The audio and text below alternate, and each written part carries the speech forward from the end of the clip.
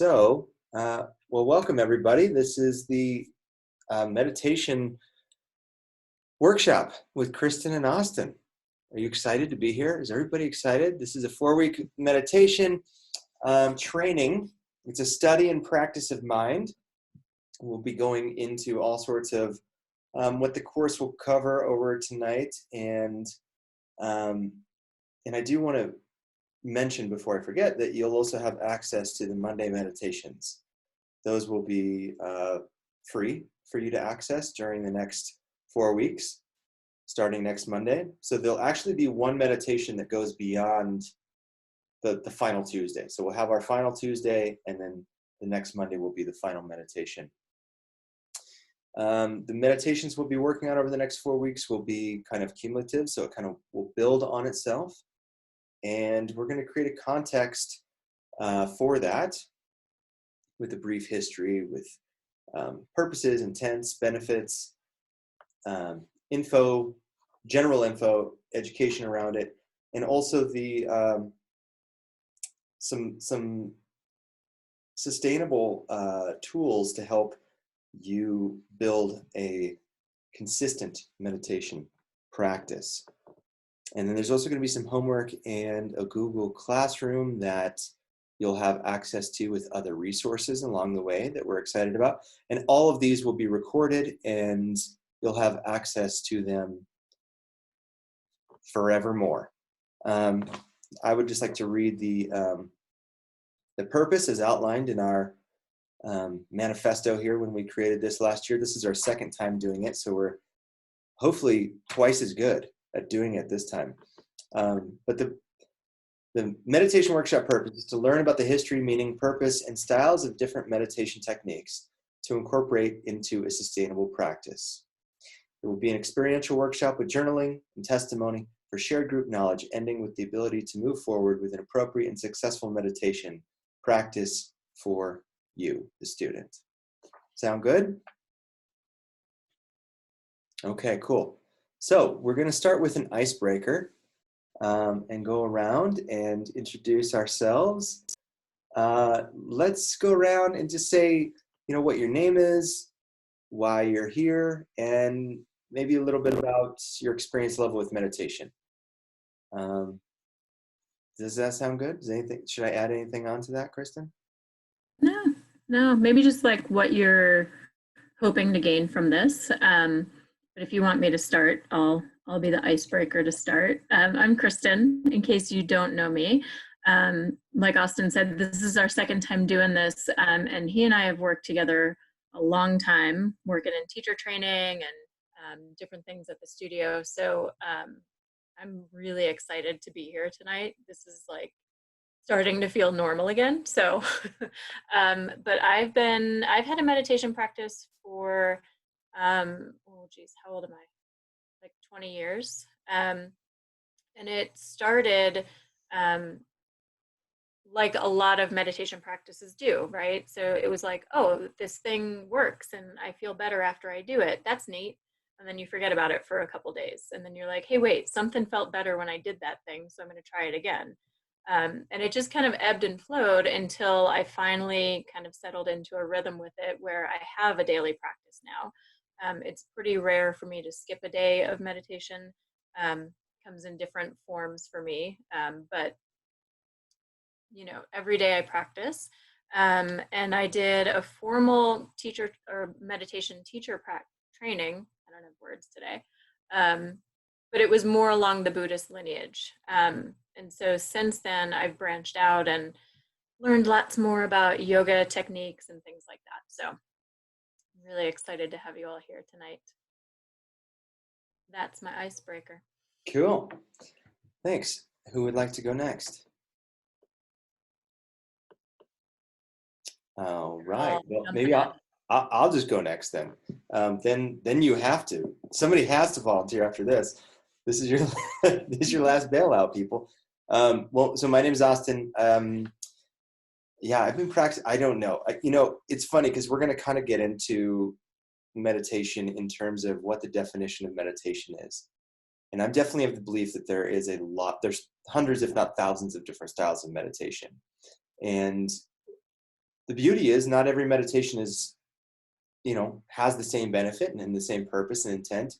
So I guess, kind of happenstance wise, I probably, just like all of us, we've all been meditating our whole life. When I first started realizing I was meditating, it's been about 15 years. So my goal is with this workshop is to really settle back into a formal meditation practice. I do all sorts of meditative things and yoga and these kinds of things. And yoga definitely being who I am, very active person, very kind of energetic. Meditation is hard for me. To sit down and be quiet, meditation is very, very difficult. I am super lucky that in the last decade of my life, I've gotten to a point where meditation, I've realized how wonderful it is instead of just having people tell me how wonderful it is. I've actually had experiences where I'm like, wow, okay, this is really worth breaking through the discomfort of having to get all the fidgets to settle down so I can get to this place beyond. So that might be something for you. That might be a place that you go with some of these meditations and some of the benefits. But what's cool about what we're going to be doing is going to be a lot of different directions we can all take it. So that's my goal with this, is to, get a little bit out of it myself. Kristen and I are going to be walking this path with you. We'll be doing our meditation daily and diving deep into the whole experiment of it and the self-reflection and the self-analysis of it. So yeah, and I did my training originally with Cindy Lee, who is a Buddhist, but I've been practicing more yoga style meditation practice for the last maybe 5 years or so. And I find that at different times in my life, for different purposes, I like different things. I think, so we'll get into more of that. We'll get into more of the difference between Buddhist and contemplative and yoga, meditation, and how they're all different. And we'll get to explore and play with all that kind of stuff throughout this time together. So I want to hear from you. So who would like to go next? Tell us why you're here, or what you want to get out of this, or how long you've been meditating. There's no wrong answer. Samantha Gullah, I saw a hand. I'm first. I can't believe it. I love meditation. I've tried a lot of different kinds, and I've probably been meditating for only about 5 years. Mostly, well, I don't know. I've had periods of time where I haven't meditated, but I think, like you said, Austin, when I don't, or maybe it was Kristen, but when I don't meditate, I miss it, and I feel like I get to a point where I'm like, wait, why am I not meditating now? Because I always get so much out of it. So I love meditation, and I am here because I want to learn more about it. I want to learn maybe some different styles and that kind of thing. And I'm excited to see all the different things that you guys can teach us. Awesome. All right, thanks for being here. Who'd like to go next? Okay, Lauren, thank you. I'll go. Yay. So, gosh. Okay, the why, I guess, is one, I've struggled with ADHD for a while, so that's on a personal level, trying to help kind of like rein in the monkey mind. That's race car monkey mind. And then I'm also a therapist, and I've found some benefit for myself in that, like, I've realized how much space and time there really is, even in just 1 minute or 3 minutes or 5 minutes of quiet, and of doing that meditation time, which I've used. Sorry, I had cat jump. I've been using like Headspace and Insight Timer to help kind of guide me through some meditation stuff. And I'm sure I've done some sort of meditation before, but in doing those, I realized the space it's created in those times when we think we're so busy, we can't do anything, we can't fit anything in. And just even taking 3 to 5 minutes really is like, oh my gosh, that actually is way more space than I thought. And so then translating that and taking it to my clients in my therapy office and helping them realize we PTSD or anxiety or, you know, whatever, or just regular stress from home and stuff, and helping them recognize that if you take 3 or 5 minutes, you know, or 1 minute, it really can show you how much space you have in your life. And plus the other benefits that come with that. So I wanted to dive deeper, and I think I was in Laura's, one of Laura's book club things, and I was like, when are we doing another meditation thing? So I'm super excited about this. Oh, nice. Awesome. Well, thanks for going next. Who'd like to go next? Jen Carlson. Thank you. Oh. Oh, there we go. We're both trying to unmute me at the same time.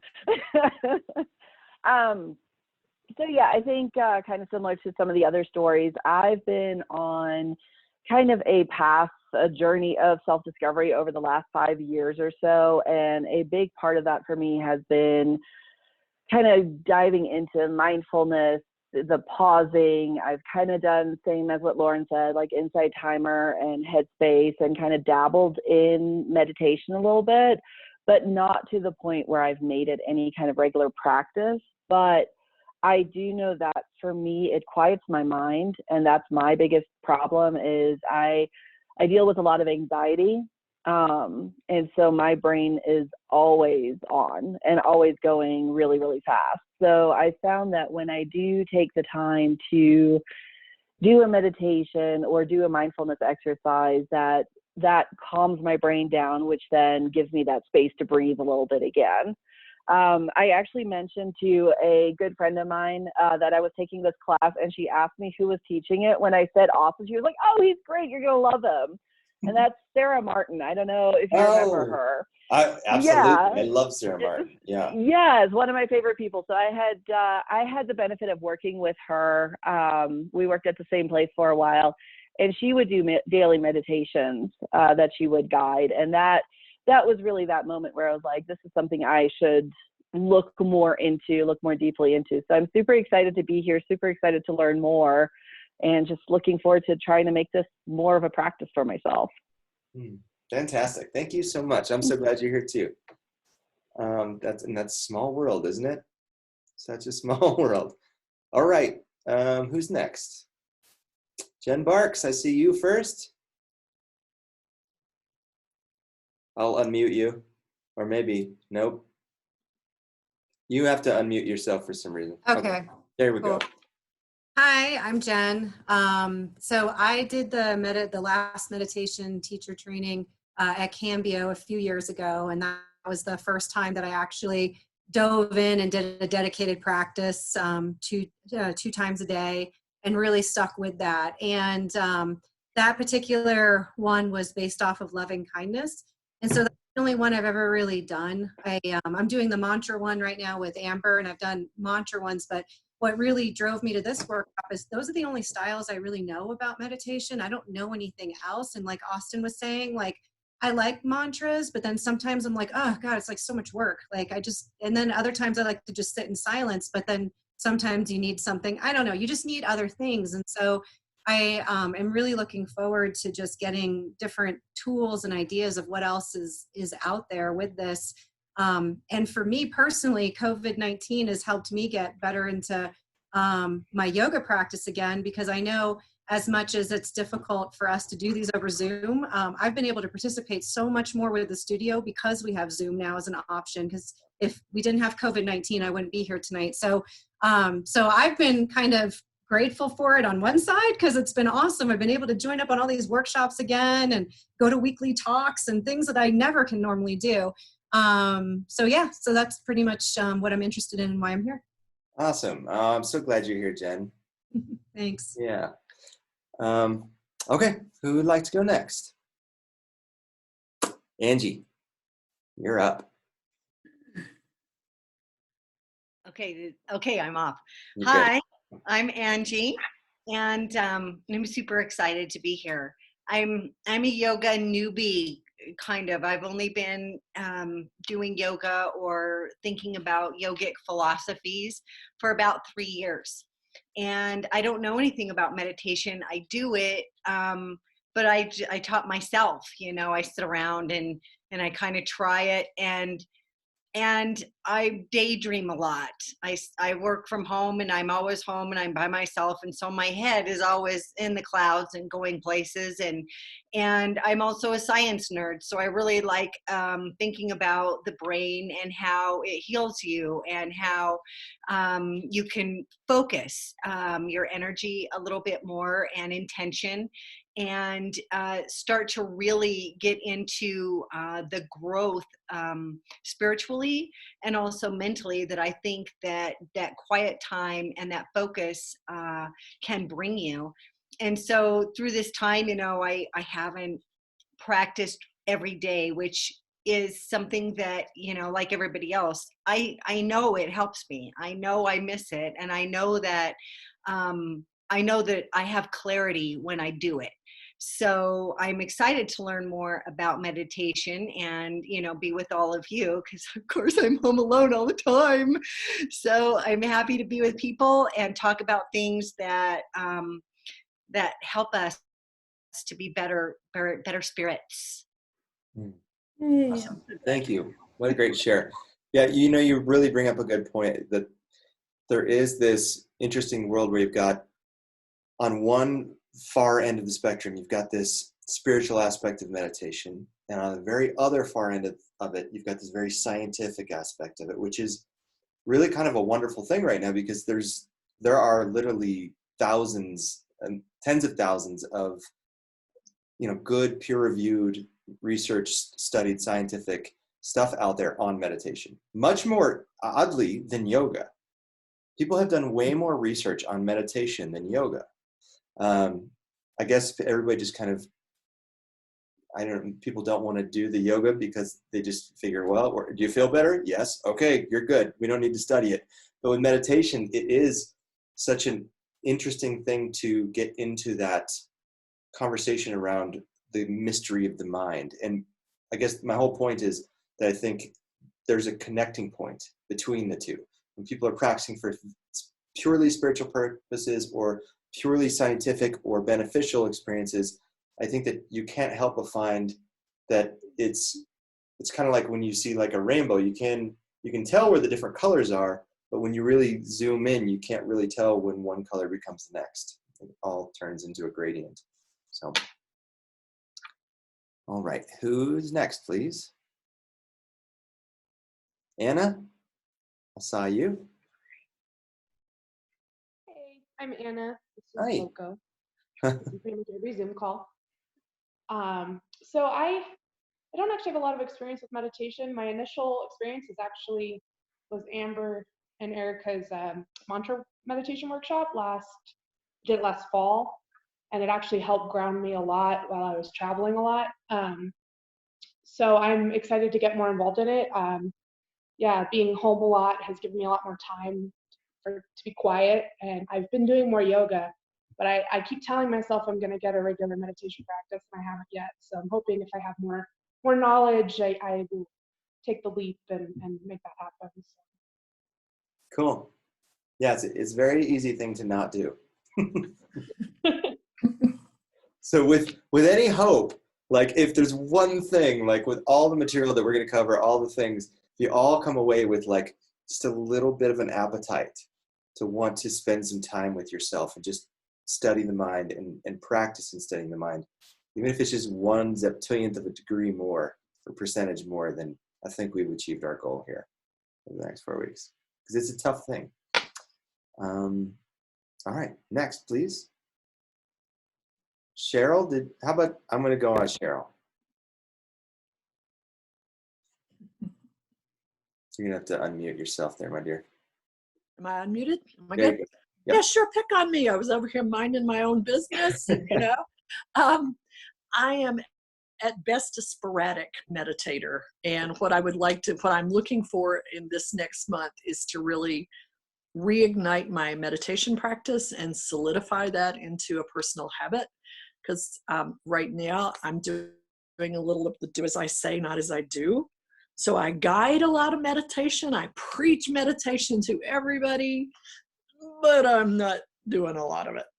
So, and one of the things I wanted to explore were some other styles other than what I'm familiar with right now. I'm not even going to pin my hopes on finding the red line. That's later, but no, Happened in this one. No, no, no such thing as a red line. I think I'm emotionally scarred. yeah. That's it. But no, I thought it might be fun to explore a couple styles that I'm not as familiar with, and hopefully settle on something that resonates a little bit more with me personally, and get back in the groove Awesome. to make it a regular practice again, and hang out with you people, of course. Yeah. Well, but I mean, I think, I know you, and I know that there is a meditative quality to you and the things that you do. And there is meditation threaded throughout your life in many of the things you do.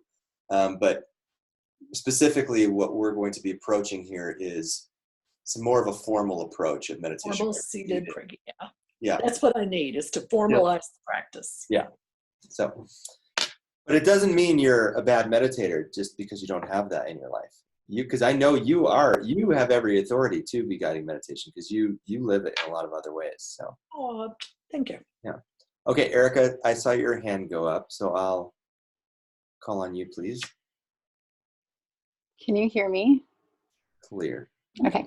I'm so excited to be here. I didn't dawn on me until an hour ago. I was like, I get to do this tonight. I had so many things I wanted to say and I have forgotten them. So I need meditation.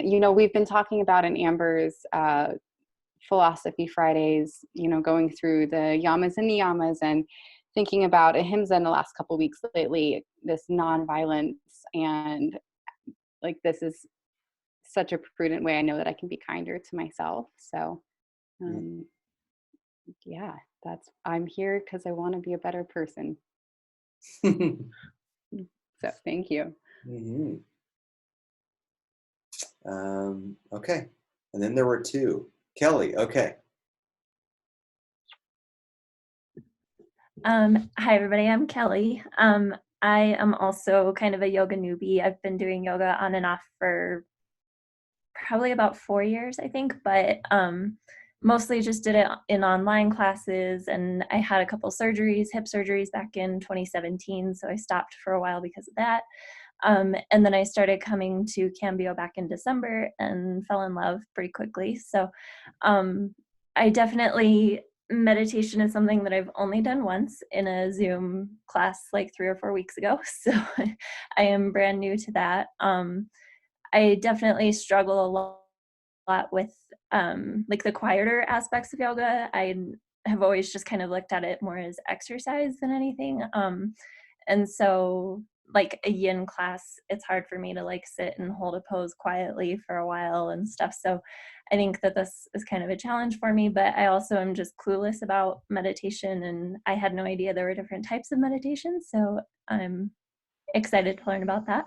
And then this is my mom, Peggy. She is sitting in tonight because she's curious about this. You haven't ever done yoga, right? No, I've never done yoga and I've never done meditation, but I struggle a lot with anxiety, and especially now with the COVID.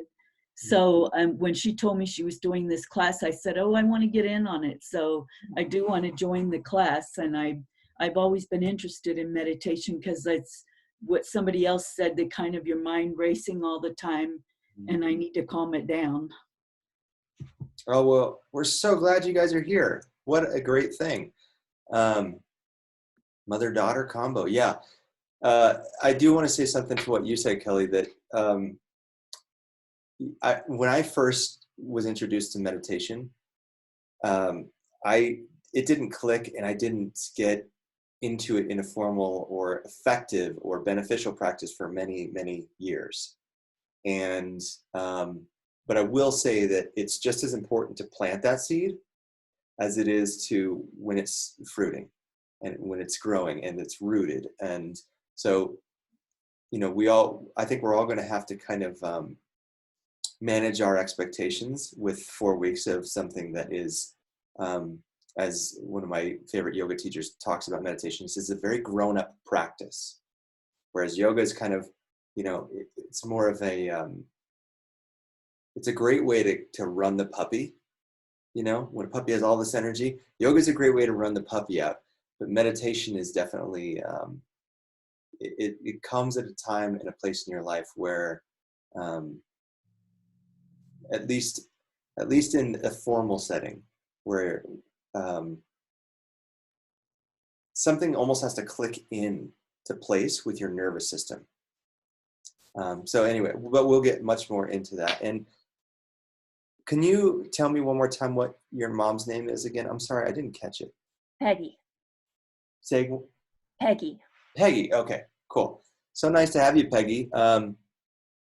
Yeah, I think that if you find some relief from some anxiety and panic, and by the way, thank you for stating that. I think that's very wonderful for this being like your first yoga thing, and the awkwardness of Zoom and just the vulnerability and truth of being able to share that is just really inspiring and admirable. So thank you. I think you just kind of set the stage for us to allow all of us to get that much more deeper, because we're going to be learning from each other, and the more honest that we're going to be able to be with each other and more vulnerable we're going to be able to be willing to be, the more that we'll all get from this program. So thanks for diving right off the deep end on your first round. That's what I've been doing for weeks now.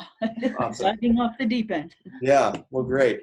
And then Sam Stang, you held out on us. I did, because I wanted to make it a nice, big, juicy sandwich.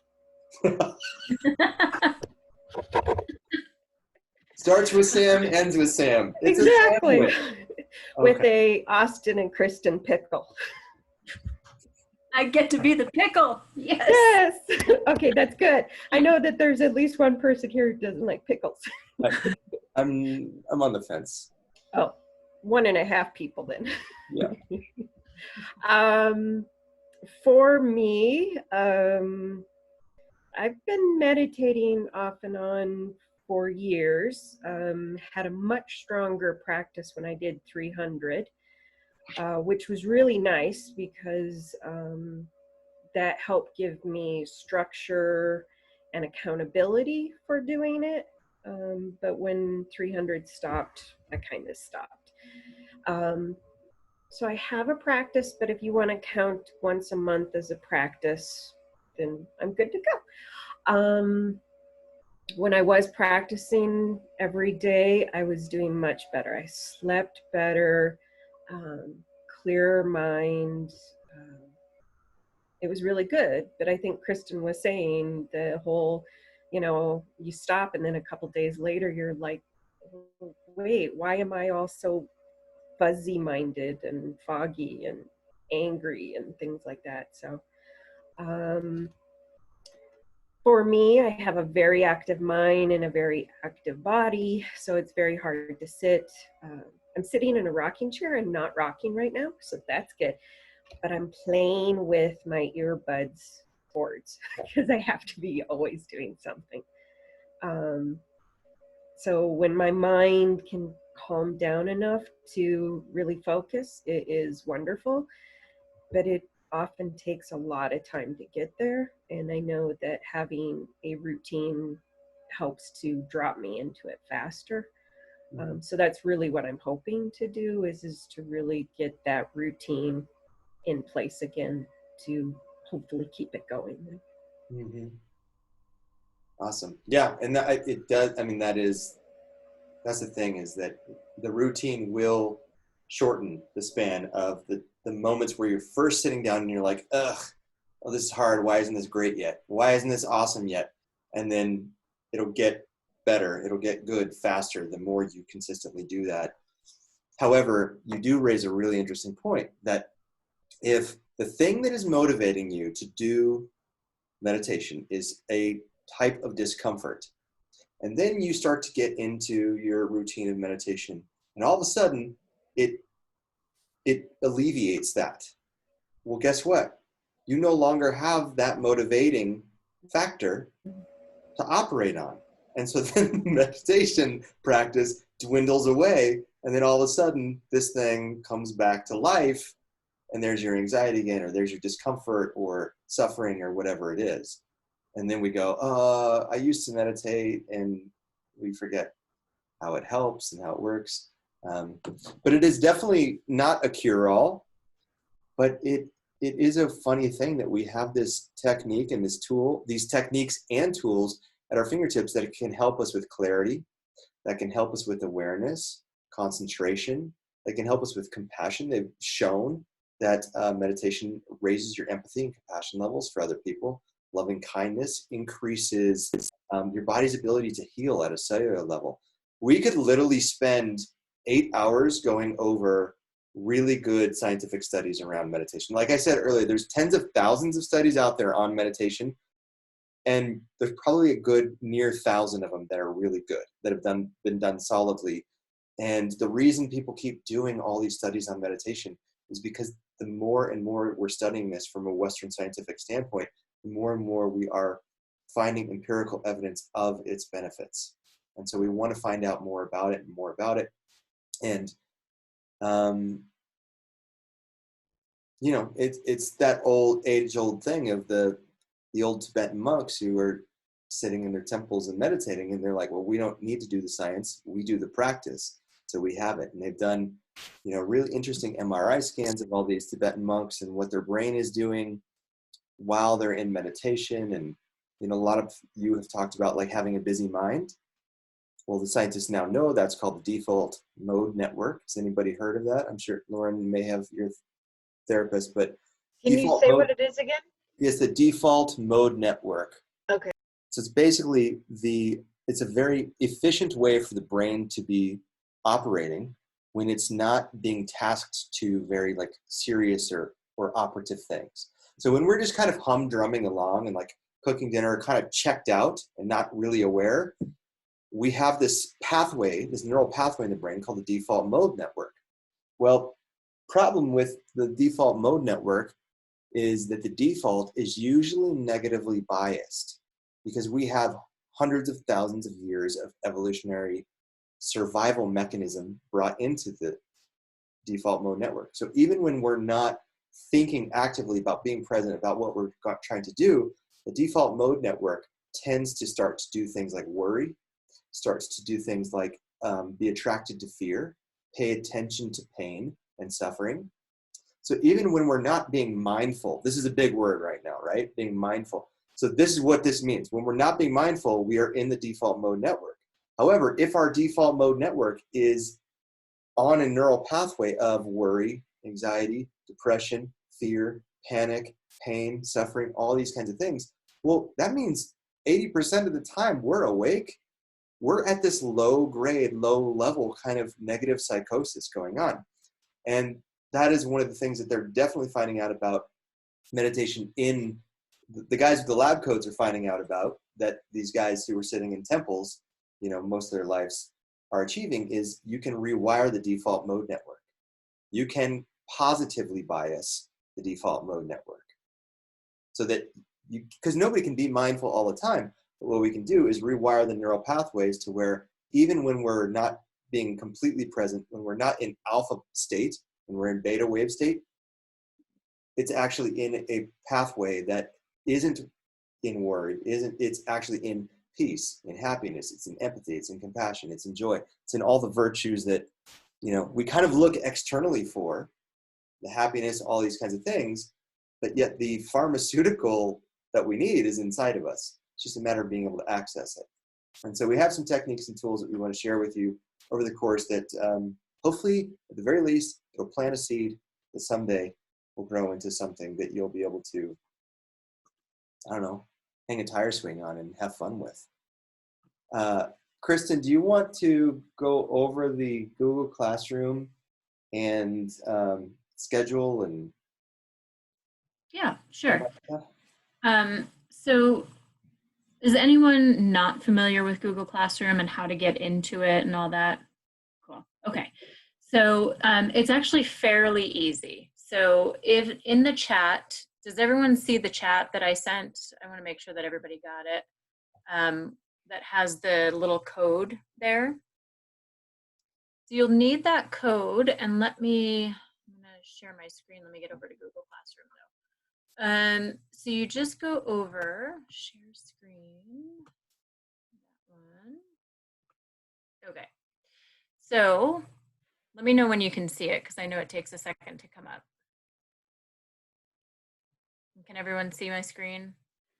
Yeah, okay, cool. So you go to classroom.google.com, and my screen is going to look, my classroom is going to look a little bit different than yours will if you've never signed up for it. So when you go to it, it'll show you, it'll look like this. Okay, so here's all the different classes that I have. You see the little plus sign here, so create or join a class. You're going to hit that little plus sign, join a class, and that's where you'll hit the join a class and then put in the code that I put in there for you. And then when you get into the Google Classroom for Yoga Living project, you'll see up here at the top the stream. So it's kind of like, you think of it like Facebook stream, but it's just where you can have different conversations and things like that. It'll pop up if I add a new document or anything like that. Classwork, the tab over here is where the manual lives. There's a yantra there for you. We'll talk more about that and how you can use that. And again, you're going to see nothing in where it says recordings of sessions. You won't see anything. I have them there just because I created the page. Meditations, you'll find the guided meditations, the printed versions. And then we'll have some weekly journal questions for you to contemplate while you're doing your meditations. We'll put up some discussion questions and homework. Basically, your homework is going to be, do the meditations that we talked about that week and report back about those.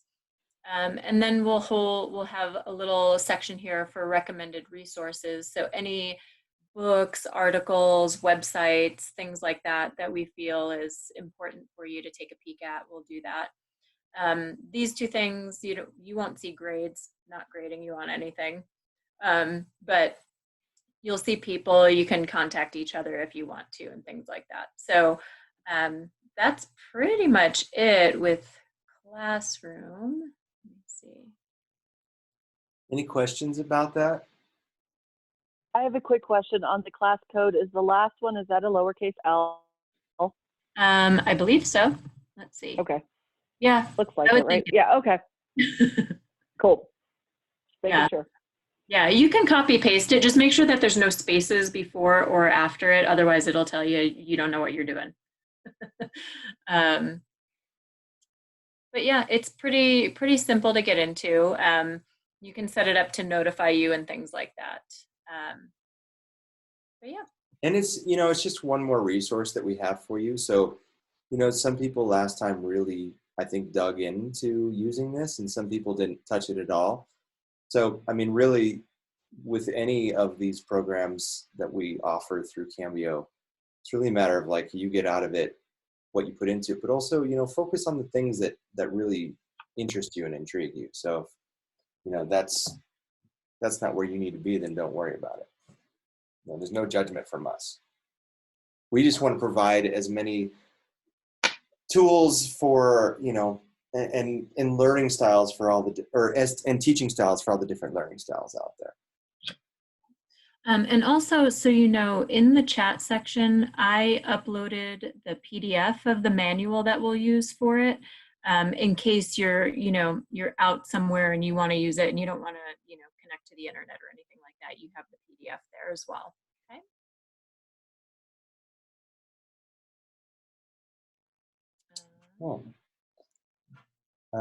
So then the schedule. Where is that uploaded? I'm sorry. It's on the chat. So if you go down to the bottom of your screen. No. No? Well, I'll do it again. Hang on. My dog is about to start barking. She's closed in the bedroom with me, so hang on. There you go.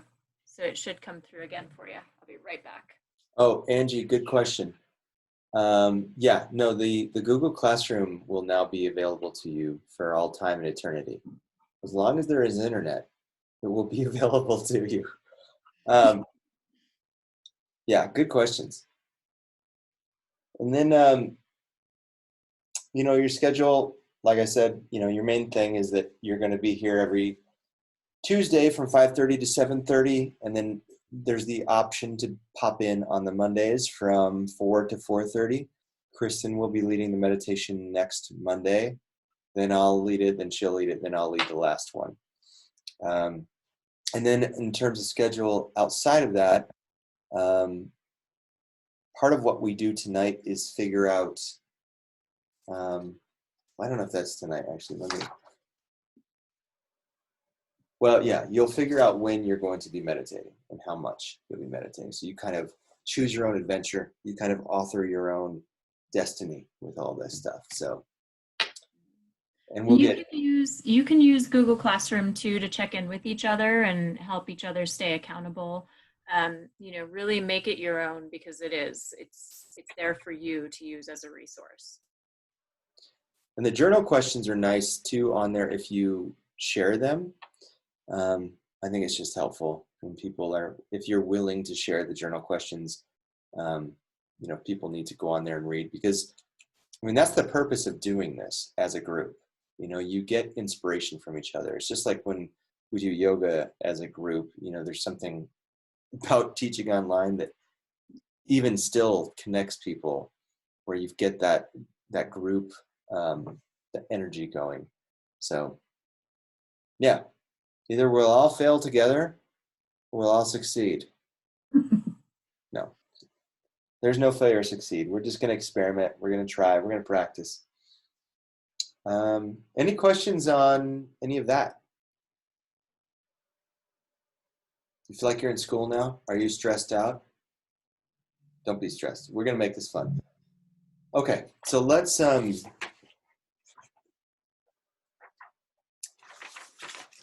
take a look at what meditation is. So let's ask the question, what is meditation? This is a real tricky question, because we kind of have the conventional sense of meditation, right? Where you've got the guy, probably in the orange robes, sitting in the Himalayas, or maybe he's just in a loincloth, right?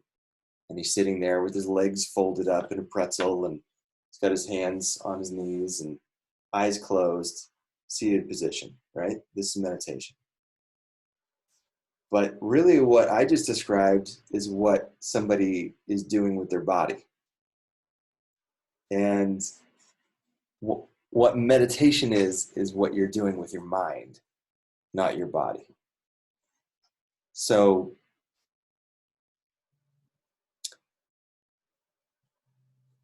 earlier I was talking about Rolf Gates expressing how meditation is a grown-up practice. What do you think that means? And feel free to just chime in. That we actually have to deliberately make it a practice and something we do, like brushing our teeth. Okay, yeah. So there's discipline involved in it. It's definitely one of those things where we cannot rely on receiving the benefits of meditation if we're only going to do it when we're in the mood for it. This is a very important thing to understand. Yoga has such an immediate cause and effect. Like, we go do the yoga, by the time we're leaving class, we have the endorphins, we have the serotonin, we have the oxytocin kick. So all of the chemicals come in right away through it. What we're doing with meditation is deeper and slower work. We're rerouting neural pathways. So for maybe the first, it's like in my neighborhood, we were just getting new curbs, which is bizarre because we have the worst roads. I'm like, why are y'all, give us new roads? I guess the tagline for 2020 is going to be, Colorado Springs has great curb appeal. But just don't, as long as you don't have to drive around in it. But but it is that thing where it's like, oh, it sucks when you're under construction. Like, all the detours of the cars driving past my house that normally aren't there. But then when they're done, it's really nice to walk on those. Well, meditation is really similar to that in a lot of ways, especially when you're beginning an established meditation practice. Consider your mind as under construction. So just understand that that's one of the first key tasks of the practice. You will not be getting immediate urgent benefits from it unless you're very lucky in the beginning. Like I said, it took me years to get to the point where I was getting the benefit. But had I not struggled all along the way before that first line of demarcation in the timeline of my meditation practice, had I not set the groundwork, put the roots in, I never would have got to the point where in my 30s, I had, for one of the first times in my entire life, I had a moment where, and this has been mentioned, you guys were talking about that voice in your head, that narrative, that tape that goes on, the story, the loop, whatever you want to call it, right? The narrator. And that, by the way, that lives in that default mode network. For one of the first times in my life, in my adult life, in my 30s, I had a moment where that thing went and it shut off. And it was kind of a profound experience for me because it had never stopped talking. It had never shut up for I don't know how long. And I think that there are people who live most of their lives who are just slaves to that voice because they've never just taken the time to begin the practice to work with it. Most of our approach to this is similar to the way that we confront conflict in the external world, which is, if I don't like the way something's going, I have a couple different choices, don't I? I can try to change it, or I can just, whatever, let it be. Really, those are the two choices I have. But if I try to change something in the external world and it seems like a lost cause, I just give up. I stop doing it, right? And that's really easy to do with the mind because we don't see the physical benefits. It's one thing to go to yoga class, all of a sudden week 2, not only are you feeling good by the end of the class, but you notice your hamstrings are opening up, you're getting more flexible, your back doesn't hurt anymore, you're a lot more regular with your bowel movements. All of these like quantifiable things start to happen really rather quickly with a forceful hatha yoga practice. But with meditation, you kind of have to say, you know what, I'm fed up with the story that is going on and on and on in my mind. And you have to eventually just trust someone, whether it's a teacher or all the scientists or some instinct or intuition that, hey, if I've heard this much about meditation, that it actually does something for this, maybe I should stick with it past the qualifier of my mood, not wanting to be in the mood to do it. Or, well, it didn't bring me enlightenment today, or it was a waste of time, or I can't possibly bear to sit down and sit with myself for 5 minutes or 3 minutes or 2 minutes or 1 minute or 30 seconds or 10 seconds. So meditation is a training of your mind. You are doing a specific thing to achieve a specific result. And from there, the world is your oyster. Once you start to get to, you don't want to say, I've never meditated before and my mind is a wild animal. I have no control over it. And then your goal is, my goal is going to be to master my mind and enlightenment, right? That's being on level 1 and trying to fight the bad guy on level 100 for a video game kind of analogy. I don't know if anybody ever, anyway, bad analogy maybe, I don't know. But there are increments along the way. You want to start where you're at. Yes, Lauren. I kind of wanted to share an analogy Go ahead. of how I've I didn't make this up. I'm not that smart, but I share it with my clients when it comes to talking about rewiring the brain. And I'm from the country, so this really helped me a lot. So we talk about ruts in the road. So when there's grass, if you think about grass and you're just walking on the grass is going to pop back up, right? It's going to bounce back. But if you keep walking on that grass, it's going to create a trail. And if you keep walking on that grass, not only is a trail going to form, but you might start to see the grass wear away, and then there might be dirt showing. And then it's like if you took a Jeep or something and you were just driving ruts deep in that road, that's like creating that neural pathway and strengthening it. And so it gets a little bit harder to get out of it. And then it becomes that automatic thing. But it's really hard because you have to wear over it and over it and over it and over it in order to get that neural pathway so automatic. 100%. Thank you. That was great. I'm so glad you shared that. Yeah. And the thing is when you get that path cleared and made up really well, and then you fall off your meditation, you really feel like you're missing something in your life. So that's how you know you're starting to establish yourself in a practice. But so back to the question, what is meditation? It is a practice of the mind. It is a practice of using the mind to create a certain effect. But it's a conscious shaping of the mind, or it's a conscious working with the mind. So that was the whole thing I was trying to say with the whole willfulness of things, is that we're not combating with the mind. We're not in conflict with the mind. We're trying to work with the mind. So we really have to start with where we're at with the mind to train the mind. You know, it's like, you know, it's really like a dog. If you've ever had a dog that you've trained, you know, when you have a young puppy or an unruly dog, you don't start with the hardest trick first. Start with little incremental ways of training certain patterned behaviors. So it's training the mind and working with the mind to create a specific effect, benefit, or purpose with the mind. And that can be anything from unlocking potential of the mind to higher states of consciousness, to simply just overcoming the suffering in your life, to learn how to down-regulate the nervous system, to learn how to self-soothe. That is a really, really, really important one that most people don't understand, that we have to do that for ourselves. Nobody holds the key for you to find your own relief in your life like you. Nobody can give you that. No amount of money can give you that. No doctor can give you, well, they can give you pills. they can give you pills.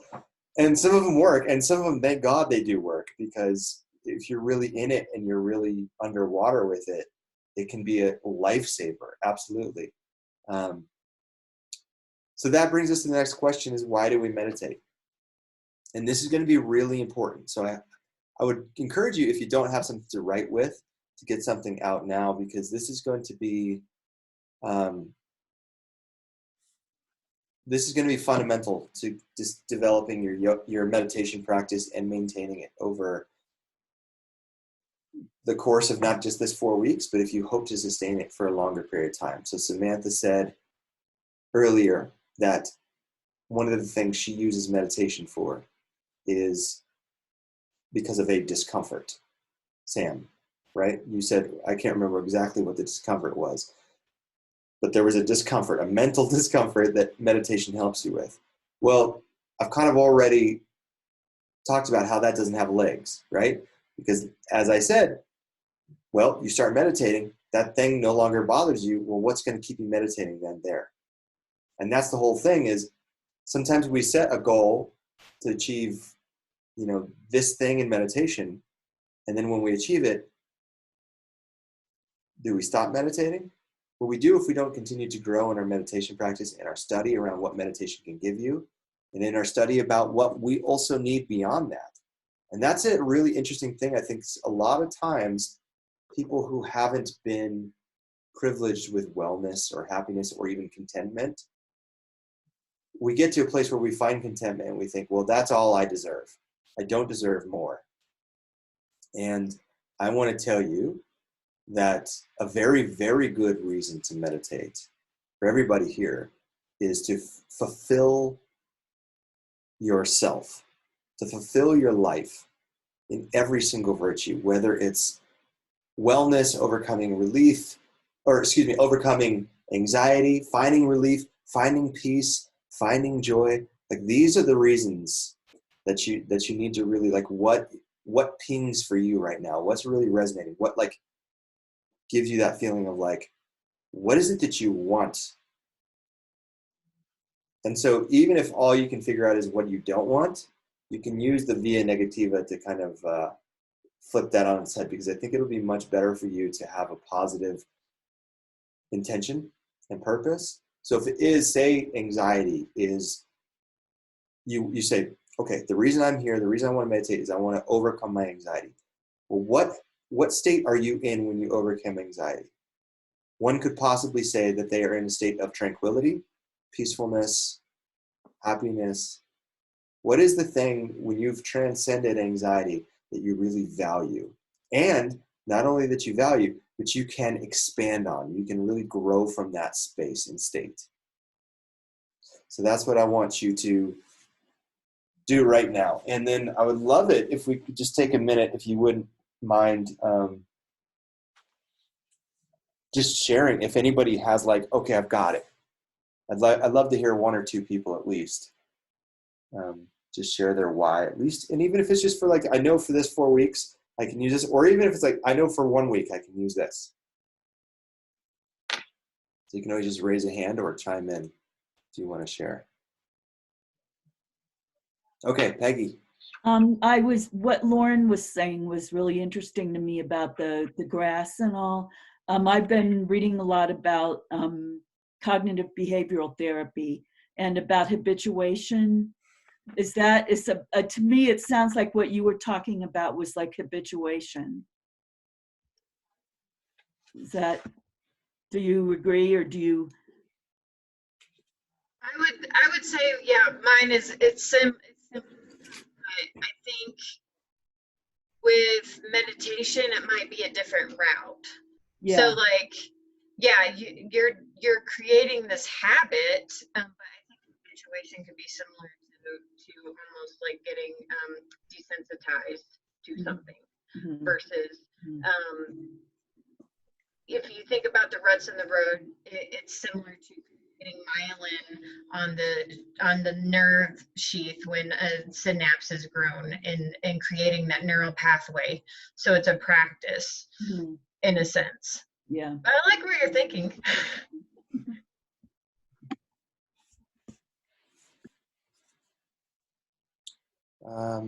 Thank you for the question. Anybody else want to pop in? I'll pop in if nobody's talking, because I'm a talker. So if you have to shut me up, I won't be offended. No, please, go ahead. I think my why for meditation is kind of connected to what I said at the very beginning, is it helps me create space. Like, I think that maybe the way that I can relate it to is when I've been so busy in my life, and I don't even have to be physically busy going to appointments and doing this or that. It's the busy in here. And when so like if I go camping, I'm getting away from everything, and then all of a sudden there's this huge expansion on, like, everything slows down and expands at the same time. So like time slows down, but then I realize there's this great expansion inside of me, and it's peaceful and it's calm, and I realize I don't have to be like race car all the time in my head. And to me, that's kind of what meditation does for me. And so getting to be able to be in that expansive, quiet, calm space more consistently is that's my why, I guess. Awesome. Very good. Yeah. I'm so glad that you said what you get in that expanse. You said a couple words. You said peace and calm.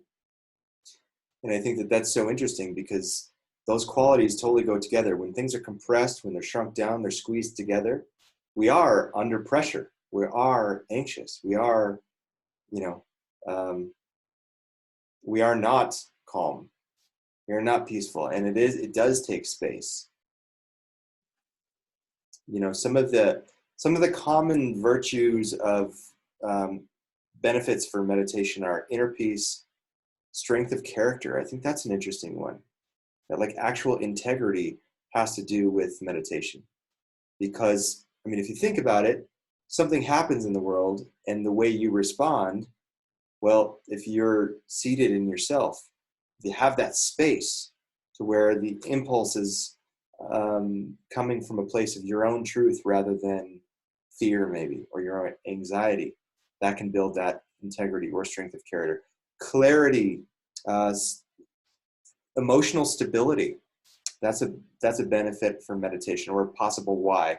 Joy, compassion, self-love, bliss, control of the self and control of the mind, for better habit building, for one, and knowledge of the self. So, any of those sound tasty? Yeah. So it's interesting because you always hear people talk about the benefits of meditation and all these benefits that you should be getting and should be. But let's, for our intents and purposes, I want you to just focus on one right now.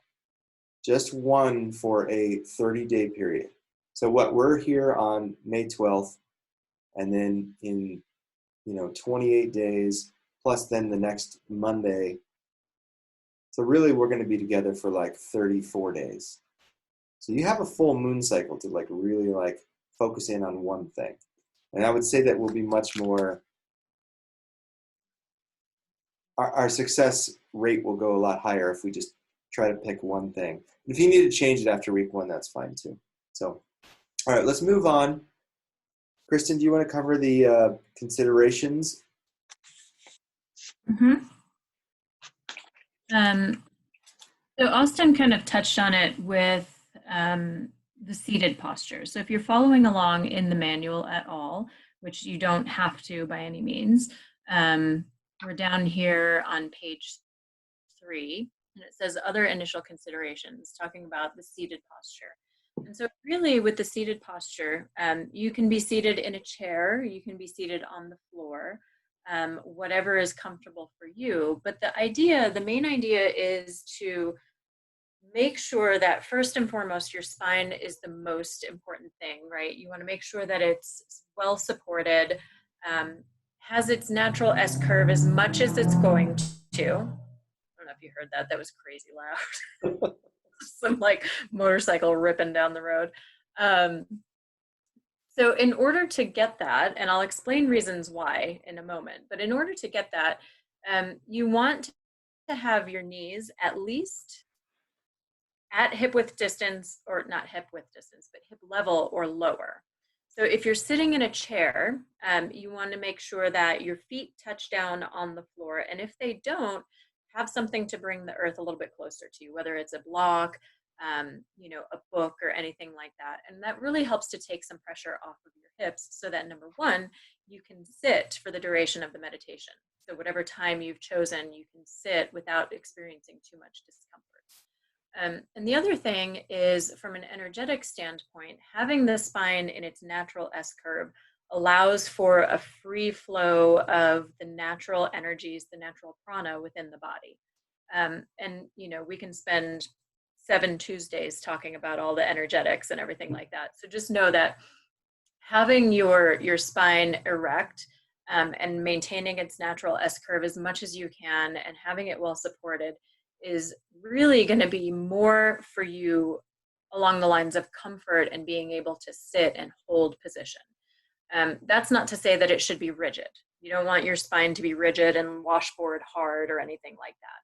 You want to have effort, but balance it out with easefulness. And so if you're sitting on the floor, your legs can be in a cross-legged position, but you want to sit up on something that lifts your hips a little bit higher so that your knees can slope away from you. Does that make sense? Okay. Mm-hmm. Yeah. The other thing with that too, that having your spine in that natural position allows for a fuller breath, right? So if you're collapsed forward, you're not breathing fully in the front side of your body. If you're sitting too far back, you're leaning into the back space of the body and you're not allowing yourself to get that full breath. Because one of the big parts of meditation that we'll talk about is the breath, or pranayama. And so you want to be able to breathe, find the rhythmic expansion of your lungs in 360 degrees as much as you can. So a good way to feel that, and you can do it on your own, is to bring your hands right to the lower ribs, right to the mid-rib cage. And when you breathe in, you should feel your ribs push your hands away. They should push out a little bit. And so that's how you know, one of the ways that you know that you're breathing in that full 360 degrees, right? The other thing that you can do is bring your hands to your belly and see if your belly is moving as well when you breathe. A lot of times we tend to hold the belly and not let the belly relax. Make sense? So one of the breaths that you'll use in meditation is a 3-part yogic breath. And so you think of it as kind of filling up a water balloon, right? So as you breathe in, you're softening the belly forward, expanding in the lower part of the lungs first. And then you breathe into the space in the upper middle ribs. And then the collarbones lift. And then as you exhale, you do the opposite. So you reverse it. You let the collarbones, the upper chest relax, then the ribs deflate, and then the belly deflates. And you can make it really exaggerated to kind of feel out the rhythm. But generally, that's what you're looking for when you start to find your yogic breath. Sound good? Questions? I see you all like grabbing your ribs. I love it. I want to add on to that too, because there is a lot of ways that you can meditate that aren't seated. But in terms of some of the benefits that I mentioned in terms of your why, and I did want to go back to a point on that, which is if you chose joy as your why you're going to be meditating, you will not say to yourself, I'm going to go meditate. You will say to yourself, because meditation is benign, right? There's no natural response to the word meditate. But if joy is the thing you're after, you're going to go say, I'm going to go take 5 minutes to go practice joy. Okay? That's how you're going to start to establish this neural pathway for yourself. But as Kristen was saying, the importance of the seated posture, for Yoga Nidra, like Samantha Gula is doing Cheryl's doing Yoga Nidra. This was I'm so sorry. Cheryl gave me a look like Cheryl. Buddy. Yoga Nidra is a form of meditation. It's a fantastic form of meditation. I'll encourage you to do it. It's on Friday at 12:15. But however, there's no reliance on the consciousness to change the mental pathways of the brain. You can get tired. You can fall asleep. So by sitting up tall, not only are you you're not getting yourself into a prone position where you might tend to get sleepy. You're also, by using that breath, you're getting oxygen down into the deeper parts of the lungs. Most of us only breathe into the upper lungs for 80% of the day. Well, 80% of the part of your lungs that actually absorbs oxygen is in the lower part of the lungs. So we're not getting freshly oxygenated blood to the brain, to the body, until we start taking these fuller, deeper breaths. That seated position also creates a healthy, promoted circulation of cerebral spinal fluid, which helps track not only the neurological communication from the body to the brain, but also the freshly oxygenated blood from the body to the brain.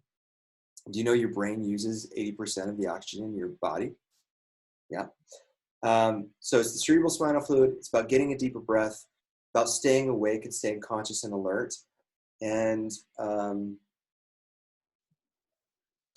there was another thing that I was going to add on to that too, but you did it, Kristen. I just wanted to say. Yeah, a couple other things to keep in mind too, right, is to be consistent with it, right? So during this time period that we're here today, you'll choose a time of day that you can commit to, right? And so, I always use myself as an example. I wake up in the morning to do it, or I set myself time aside at night to do it. So it just, whatever works with my life, but I know that I'm going to do it, right? And so consistency is really important. And I think, Lauren, you kind of touched on this a little bit with the ruts and how, it takes a while, right, to wear that down. So it's not like you can just come around and say, you know what, I had a stressful day, I'm just going to dump a bucket of water on that and it's going to be fine, right? It's this constant trickle of practice. Even if it's 5 minutes, you're still creating that muscle memory, okay? The other thing too, to really be considerate of, and I've taught this long enough that, you know, students will come to me and say, well, it just doesn't work. I can't meditate. I'm no good at it. So I'm just going to toss it aside. But the thing is you have to kind of, you know, just like with a yoga practice, right? You have to let go of your attachment to the outcome. Okay. So the second you say, I'm not good at it, your mind is winning.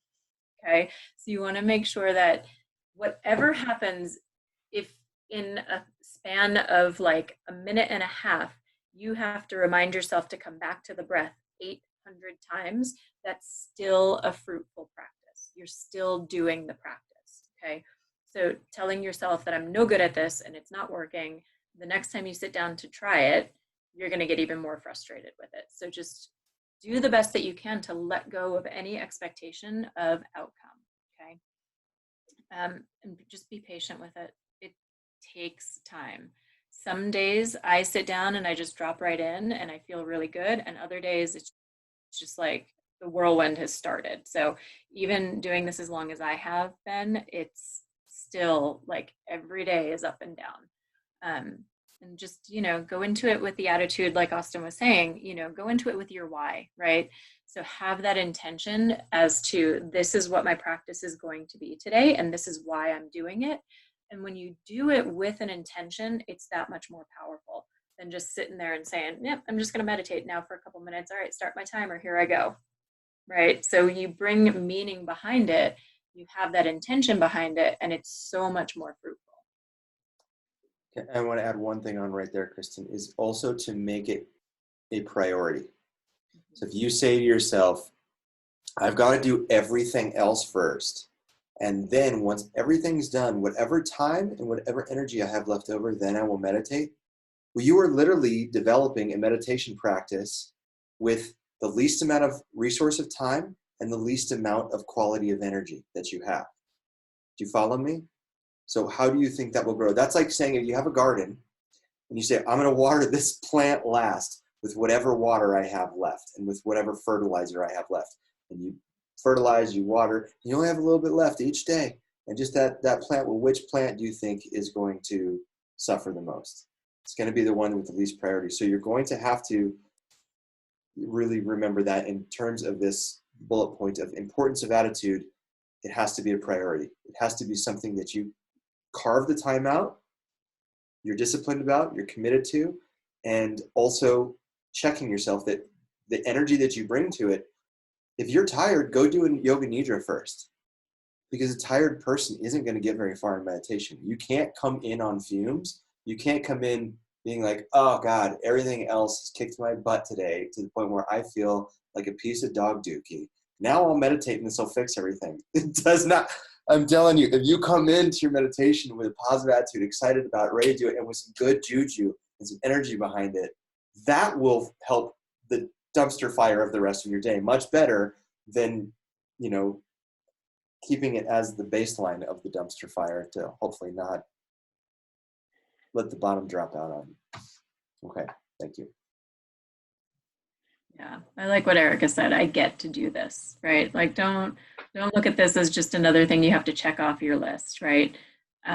We're in this weird space and time right now where we have time to do this. So, you know, really commit yourself to doing it and be grateful that you get to do it, you know, and if you're not, then don't do it. Move on from it. But yeah, that's, you know, I really highly recommend that you each keep a meditation journal as well. Because it will really, like on the days that you're frustrated and the days that you feel like, well, that was pointless and it didn't work and I didn't get anything out of it, you'll start to see a trend. You'll start to see, you know, where the ebbs and the flows are happening. And you can kind of tie it together with what's going on in your life or what kind of day you had and things like that. And you'll start to see more readily where it's working, where you think it's not working. Yeah, and with the meditation journal, I shared this with the Meditation Monday last week, but quick entry of time, date, how long the meditation was, and then, I usually add one more bit of information about, like, sometimes I'll rate it on a 1 to 5 star basis, and I'll say 1 star or 5 stars, or if I do it with somebody, I'll say I did it with Laura, or it was really nice. Just one word to describe the meditation is really good. And I can tell you that for years, meditation teachers told me, keep a meditation journal, keep a meditation journal. For years, I did not. I started last November, and it has been one of the most effective ways for me to really remember to do it and to stay accountable. It's just one more little thing in your brain that's going to remind you to do it.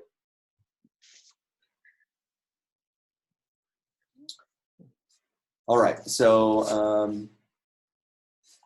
we're going to talk really quickly about the types of meditation in this workshop, and then we'll get right into what we're going to do tonight.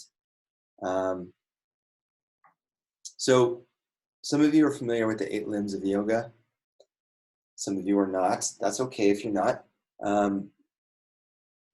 8 limbs of yoga are kind of a standard ancient path of ranging from ethical practices, and so it kind of starts with the philosophy, moves into the more physical and breathing work, and then it goes inward towards meditation, and then kind of reaches this ultimate goal called samadhi. The first 4 limbs are called the outer limbs, and the final 4 limbs are called the inner limbs. And we're going to start right at the final outer limb and practice that in conjunction with the first inner limb. That'll be week 1. So the final outer limb is pranayama. Pranayama just means breath work. At least for our purposes, that's as deep as we're going to define pranayama. We're just going to talk about using the breath to start to kind of hardwire the brain and also hijack the brain from maladvised systems that it might have operating. The first of the inner limbs is a term called pratyahara, and we'll get more into this, but this is sensory meditation. This is all about going inward. So week 1 is all going to be about the breath and sensory awareness. So just observing those kinds of things. Now you've got your intention in place. So even though the technique is going to change week to week, and it might add on a little bit, you're still going to have that through line, which is your intention that you're creating tonight. And then the next 3 weeks are going to be based off of the final 3 inner limbs. We've got dharana, which is concentration. And that is just kind of, in like the secular world or the Western world, we call that mindfulness meditation. So we're going to start week 1 really easy. We're going to give you the body to focus on. We're going to give you the 5 senses and the breath. Next week is going to be mindfulness. So then we're going to move it to the mind. We're going to start to bring into what is happening now in my emotional and mental psychic sphere. Then week 3, it's going to be contemplative meditation. This is dhyana. This is the first word. This is the first time in all of the 8 limbs that the word meditation actually comes up. So really, all these other forms, according to yoga, the old school yoga, are preliminary practices to prepare you for proper meditation. This is why it's interesting to continue to come back to this concept of what is meditation. So you're doing the breath work, you're doing the sense awareness, then you're doing the mindfulness so you can get to a place of meditation. Now, earlier we talked about replacing the word meditation with your intention. So it's going to take those first 3 layers till if joy is your word. I just keep coming back to joy. Apparently that's what I need. If joy is my why I meditate, then really it's going to be about developing a solid practice with my breath, sense awareness, and mindfulness so that I can tap into the meditation of joy. And then finally, the 4th week will be kind of combining all of the above. So we'll kind of spend each week on the different slices, and then samadhi, where we put it all together and you use the whole practice together and see how that goes, to kind of create, an absorption into that place. And the 4th week will also evaluate kind of like what has worked along the way and what didn't work, And then the last piece will be about developing what you're going to do for the next 4 weeks. So you're going to say, all right, I really liked the breath and this component, but I didn't like this component and this component. And you're going to move forward with kind of your own curated, because who's to say? You know, this is a big part about meditation is discovering self-knowledge. And yeah, we do have teachers out there who've helped kind of carve those pathways for us to go down, like you're saying, Lauren. But at a certain point, you know, a teacher can only show you the door. You got to walk through it on your own, and it's got to be a door that you want to go through. So you get to choose your own adventure, so to speak, by the end of this. So any questions on the global picture of what we're going to be going over the next 4 weeks? Okay, cool. Well, you want to dive into pranayama there, Kristen?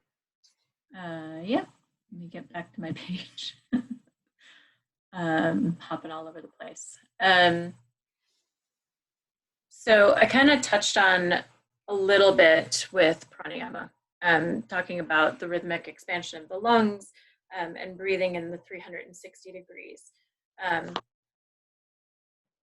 You know, it has, along the same lines of meditation, it has a lot of physical benefits, right? So certain types of pranayama can purify kidneys, stomach, liver, spleen, and different organs, things like that. If you think about really engaging the diaphragm, right, you're kind of giving the internal organs a gentle massage when you do that, when the diaphragm expands and contracts. Helps with the flow of blood and oxygen. And it's a really great tool in meditation. It can be either used as a tool in meditation or a meditation in and of itself. But it's a really great tool to kind of call the mind back, right? To have something to bring the mind back to. Think of it as like an anchor. So anytime your mind wanders, you remind yourself to draw yourself back into the breath. And with this, different types of pranayama can have different effects on the body. They can be energizing, they can be calming, they can help with concentration and focus. So there's all different kinds. We're only going to really talk about a few through the program, but you know, I'm always happy to answer other questions about it.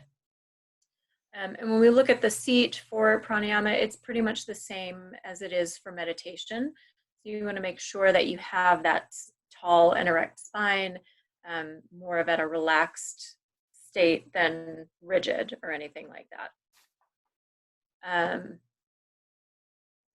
And we've included a little fun fact here that your nervous system downregulates at 7 seconds per half breath cycle.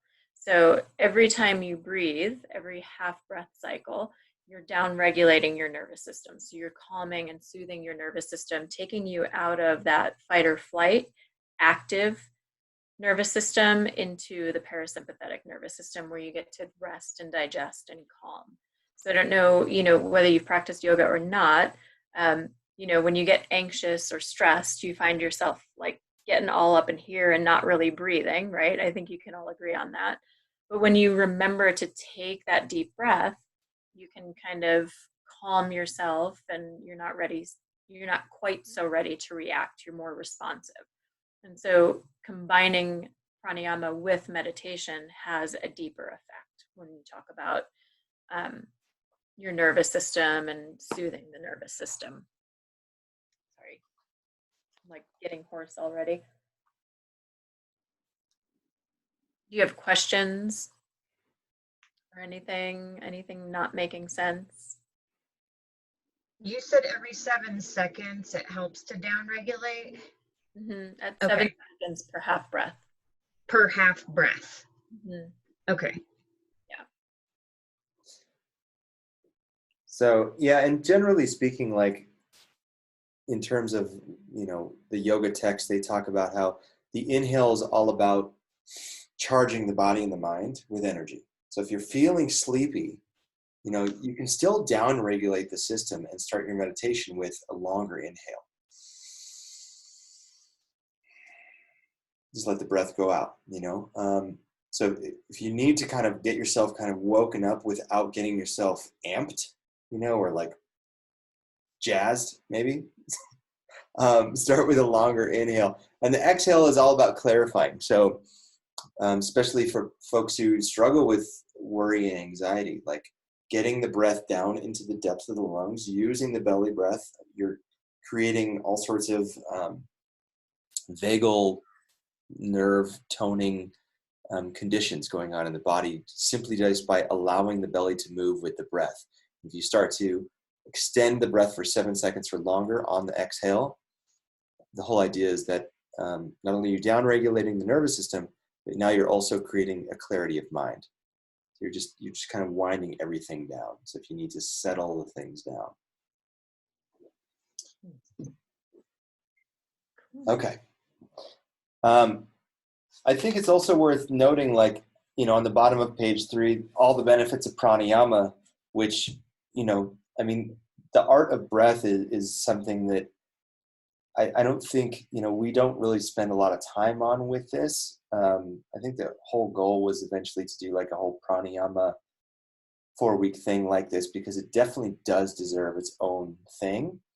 But, when you start to just do even little bits of pranayama with your meditation, if you've got your intention of, joy, like I was saying for my own meditation practice over the next 4 weeks, you're still going to get, degrees and percentages of these other benefits along the way when you're just simply breathing in meditation in a still place. So I want to go back to that whole idea of attitude and really let yourself start to relate with breath in a way that has a relationship beyond just it's there and I'm watching it. Taste the sweetness of breath, the breath of your life. Breath is essential, but it's also unconditional. Isn't that amazing? Like, the only thing that'll probably love you unconditionally in this life, maybe your mama, maybe not, but definitely breath. Breath will definitely be unconditional for you in this life. From the first one you take to the last one, it will never, ever leave you, no matter what the conditions are. That is amazing. That is really something. So, when we start with the breath and when we can literally sit down and feel ourselves taking a breath and enjoying the sweetness of the breath, if you can really taste the flavor of your own life and appreciate that it starts to infuse it with something more powerful than just, yeah, I'm breathing, but knowing that this is the essence of the thing that connects the mind with the body. It's the thing that can control the mind. It's the thing that can actually have a physiological stimulation on the body to either amp it up or take it down. Let's try a couple of breaths. I think we should do a couple here. Kristen, do you want to lead it? Do you want to do it? You want to do a 3-part breath? Yeah, well, you could try 2-part and then go into 3-part if you want to. However you want to do it. Okay. Yeah. Everyone sit tall, find your seat. So if you're in a chair, remember, scoot to the edge so that you can have your feet on the floor. Make sure that your spine is tall, working into its natural S-curve. You can let your eyes close or you can let your gaze be soft. It's totally up to you here. Find a slight tuck in your chin, drawing your cervical spine back just a little bit. Just start with a regular breath. Full deep breath in through the nose. Full breath out. You can start to find a slight constriction at the back of your throat if that feels good, starting to warm the body and soothing the mind with the sound. And as you settle into your breath, maybe count to 3 or 4 on the inhale and let that same count happen on the exhale, allowing your belly to soften forward as you breathe in. And gentle tone as you exhale through the belly.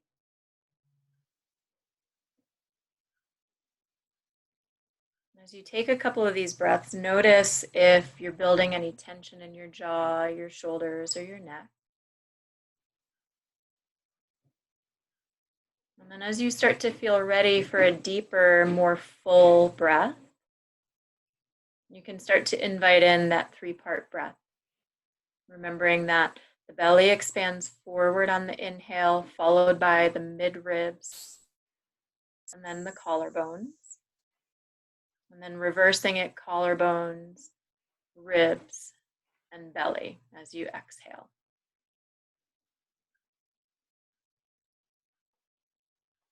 And if it helps, you can expand your count if that feels comfortable to you.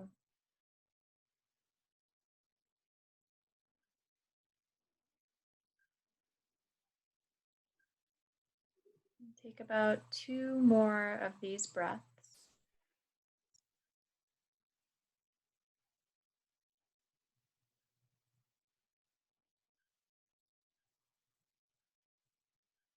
And then after your second exhale, using the 3-part breath, let yourself come back here. Let your eyes flutter open.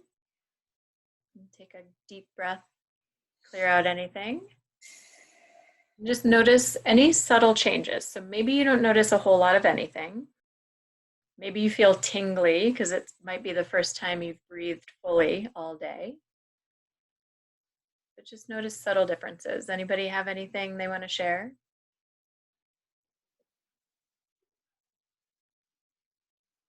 I can sense through the screen that you're all calmer. See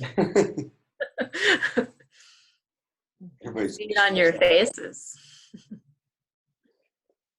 So there is an option with that one, though, for you all to breathe belly, ribs, chest, and then as you exhale, you can go chest, ribs, belly in, or you can go the other way on the exhale. Okay, you can breathe in, inflate the belly, ribs, chest, and then as you exhale, you start by deflating the belly, ribs, chest, and it helps to touch your body, helps to bring your hands to places. You can also practice this on your back.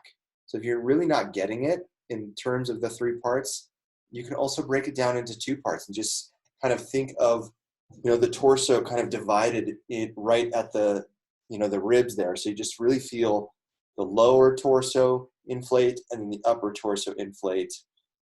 And so really, we're not going to be super strict about which way you do this. If you want to go what's called double up, where you would fill up from the bottom and then you exhale from the bottom up, that's double up. Or there's the up down wave, which is you fill up from the bottom and then you exhale and deflate from the bottom down. The only thing I would definitely recommend, you don't want to fill up and breathe in, start with the chest, ribs, and then belly. Okay, so that's the only rule I want to try to ask you to stand by, is don't breathe in filling up from the top down. Okay? Yeah, and you'll find a rhythm that works for you. The idea with the breath in meditation is to not let that be a hindrance. If it's stressing you out because you can't find the rhythm that I'm telling you to find, let it go. Breathe in whatever way, like Austin said, with the exception of, up here first. Breathe whatever ways is suitable for you. Yeah, the breath should be a sweet thing, it's not something you want to force. So if it's not working for you, it's giving you a headache or making your anxiety worse, let that go for now. You don't have to, you don't have to force the breath into any shape, but it can be a great way. If it's okay for you to practice, you'll notice that 1 minute of this to start your meditation practice off can really level a lot of the monkey mind, a lot of that default mode network trying to distract you out of sitting still. Because the default mode network, remember, it's negatively biased. So it's always needing something. It's very needy. It always wants something. It's always like, maybe I want food. Maybe I want sex. Maybe I want video games. Maybe I need something. Maybe I need more money. Maybe I need, the default mode network, when it's negatively biased, it just needs to basically, we just kind of need to tell it all right, be quiet. I know you need something, but right now we're going to try this thing. And then that's when you start to build that neural pathway, because it starts to learn, that part of your brain starts to learn, oh, the thing I really want isn't out there. It's something that comes from within this inner pharmacy that I was talking about earlier. The neurochemical cocktails that we can create and cultivate within us and start to imbibe. Those are the things that really like create lasting peace, lasting happiness. Because we all feel good when we like eat something delicious, right? But then we go right back to the default mode network. It's not going to create lasting change. A delicious pizza, sadly, trust me, I've tried. I've eaten many pizza. Does not create lasting change. Oh, I wish it did. I love pizza. No. So we've got to bring the senses inward for the next step, and that's pratyahara. And I'm just going to go over this really quickly because we need to get to the point where Kristen actually leads you through your first legitimate meditation. And then we have some things to wrap up with tonight. And I can't believe we're already to where we're at. But pratyahara is sense withdrawal. It's just bringing the senses inward. So we've got 5 senses. We've got, touch, taste, hearing, eyes, smell, everything, right? They're all wonderful things. And they're sensing what the outside world is. They're giving us an ability to create this conversation with our daily life of saying, that's hot, don't touch it. That smells good, I like it, right? And so the senses are computing 1 billion parts per second of all this incoming input of the world. And they're meant to kind of break everything down, that huge bandwidth of all the input of the outside world, into bite-sized chunks so that we can operate and function like normal humans. So to do that, it simplifies everything down to binary of saying yes or no, yes or no, yes or no. When we're in yes or no, guess what? That's default mode network. Yes or no leaves a huge gap between it. When something is yes and no, there is 1 million shades of gray or 1 million shades of color in between, the middle, that we don't get to experience. And that's why slowing down in meditation is so important, because we get to experience all of the in-between of these two opposites. And when we start to develop knowledge and wisdom and relationship and create that conversation about what's in the middle, well, it requires us to reflect, and we have to go inward. We've established preferences as a way of being able to move through the world in real time, so we don't have to, every single time I eat a strawberry, think to myself, do I like strawberries? No, I established that the first time I tasted a strawberry when I was a little boy, right? So that is it's not in my episodic memory, right? It's in a different part of my memory. I don't have to do it every single time. However, there are nuances to our existence that have to do with those things that are about living a full life and experiencing the full flavor of life that require us to take some time. If a chef came to you and said, I prepared this is the most amazing meal you'll ever have, and we just were like, well, I got to get back to work, so I just got to cram this in my mouth and shove it down, and I'm going to poop it out later. That's such a shame. The finer things in life require us to spend time with them, to sit with them, to be still with them, to let them affect on us. And that's what pratyahara is about, is realizing that there is an entire inner dimension that we can direct our senses towards that will start to give us innate knowledge of ourself and our experience and what is going on beyond just the impulse of sensory input, constant, inundated sensory input. That's why I think yoga is such a wonderful place to start with meditation, because the asanas and the pranayama gives us that beginning to ask the very, very, very important question, which is, what is going on with me, right? That's what happens when we go to child's pose in a class. We say to ourselves, what is going on with me? However, meditation takes the conversation a lot further. It takes it from what is going on with me to bigger questions of what is beneath that? What is beneath what's going on with me, right? So yoga gives us a snapshot of where we are in time and how to deal with it and whether we want to let go of it or work with it. But meditation really gives us a chance to sit with the answer to that question in a way that is much more enriching. And some of the benefits of the practice of pratyahara that I hope that you will feel this week are temperance, which I think is just a fun word. Temperance, that means, it goes right along with the next word, equanimity. I mean, the whole idea is that no matter what happens in the outside world, I'm showing up the way I'm choosing to show up, not based off of a response that this thing either wants from me or that is a impulse of response, right? Or a compulsion. Pratyahara gives us discipline and self-control, non-reactiveness, self-awareness, and finally, accountability. This is really important because yoga allows us to spiritually bypass. Meditation does not let you allow spiritual bypass. If you're not familiar with spiritual bypass, it means you're using techniques of a spiritual nature, like yoga, to go around thing you don't want to deal with, right? This is a very common thing. Like, oh, I don't like this. I'm not going to deal with it. I'm going to go around it. Yoga is really good at doing that, enabling us to spiritually bypass things. Meditation don't suffer fools. Meditation does not suffer fools. You cannot lie to yourself and have an effective meditation practice. Meditation is built off of ground of being able to be honest with yourself. If you are, excuse my language, if you're bullshitting yourself, your meditation practice is going to be miserable because at that point you're sitting with yourself, lying yourself, feeding yourself your own line of BS, and it can't be done. So accountability is such a huge factor into this first stage of turning inward with this meditation practice. So let's give it a try. Kristen will take us through it. So find your seat, and I'm going to introduce you to your very first mudra, or hand gesture.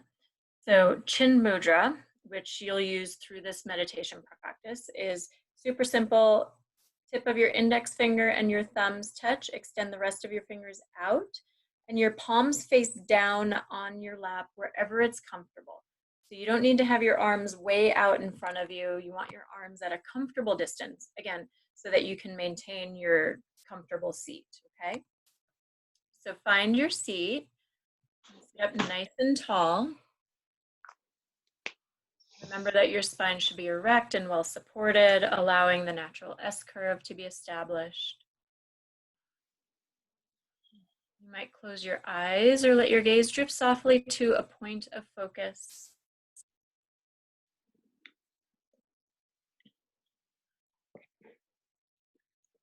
Notice how this mudra starts to expand your breath, gently extending the exhale and drawing your awareness to the front of your torso. And take a brief scan of your mind. Notice where your thoughts are beginning to go, what circles they're creating. And slowly allow your mind to settle on your breath.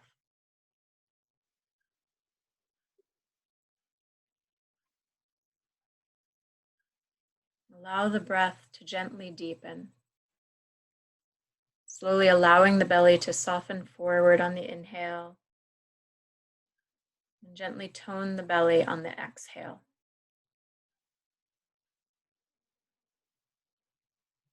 As we move through this sense meditation, you'll keep about 25% awareness on your breath. If you do get distracted or agitated, draw your awareness back to your breath and return to the practice when you feel ready.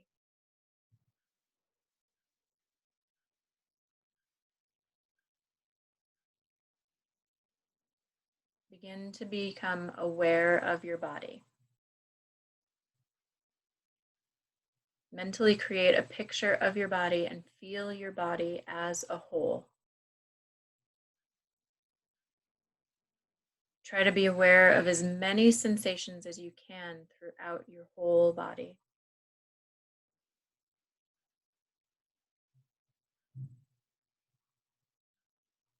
Be aware of the sensations on the skin, beginning with the bottoms of your feet. Simply be aware and witness without judgment. And after a few breaths, allow the awareness of your skin to move up to the lower legs.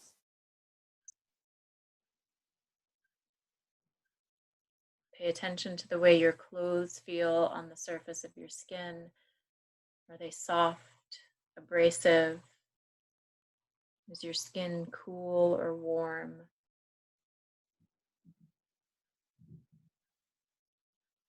Continue to allow your awareness to move to the fingers, the palms, arms, and shoulders.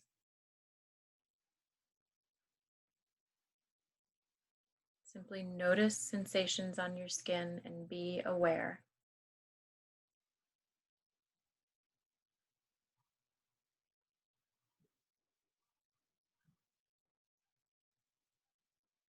Feel the sensations on your face, your cheeks, forehead, chin, nose, lips. Are they dry or oily?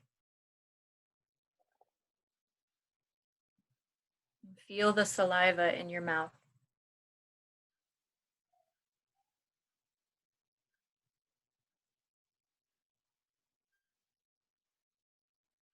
Tune into the sounds of your environment. Let yourself expand your hearing and awareness to let in as many sounds as possible, even those you may make by breathing, moving in your chair, or quiet rustlings.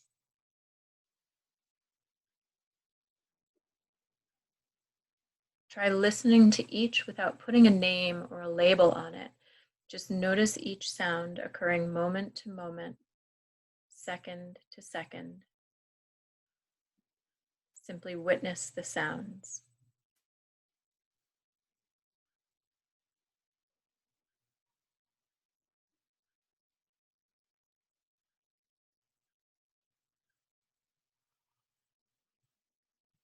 Notice any scents around you. Simply let them be there without attaching to whether you like or dislike the scent. Notice if it's strong or subtle.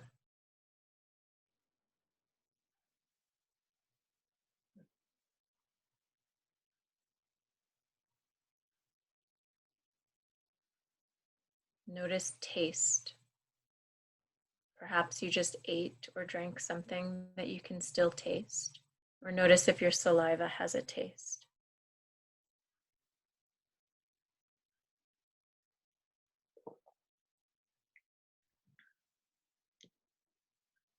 Be aware of your eyes. Allow them to roll side to side, up and down, and into place.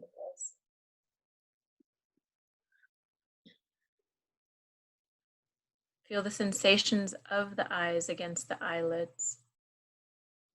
Notice the shift of the light and shade as you do this with your eyes closed. Pay attention to any patterns or colors that might arise.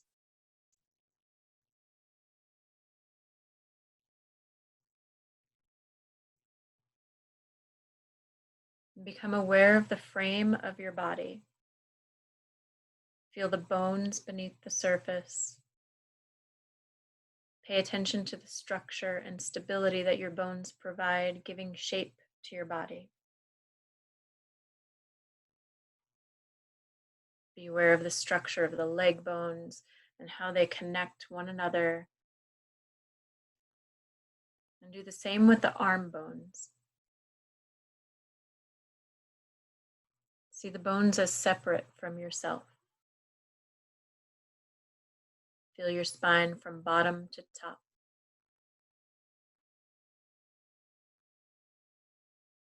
Allow your awareness to rest at the base of your spine and try to feel and visualize each of the different parts as you slowly move your awareness to the top of your spine.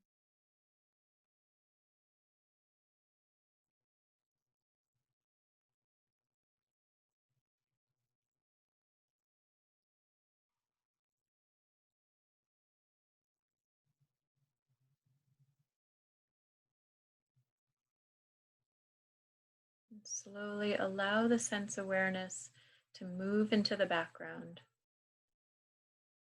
Simply breathe for a few moments as you return to an open and clear awareness of the present moment.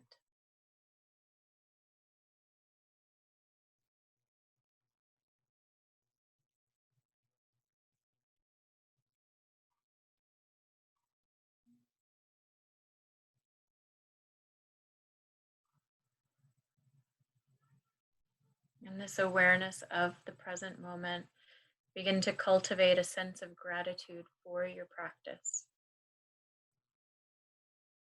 You may call to mind a specific aspect that you're grateful for, or simply a general sense of gratitude.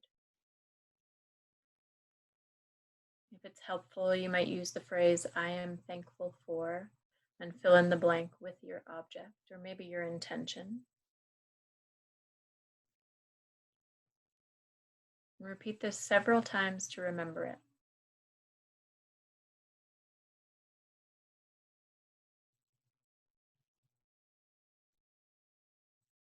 After repeating, when you're ready, turn your attention slightly to the feeling of thankfulness itself.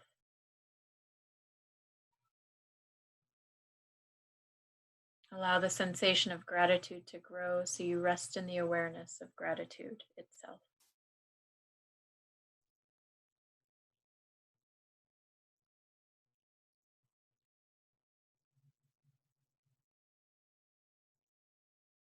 Draw yourself back to your breath. Notice the air on the surface of your body, the sounds near and in the distance. And as you feel ready, allow your eyes to flutter open, releasing the mudra if you hadn't already. Just take a quick check and see how you feel.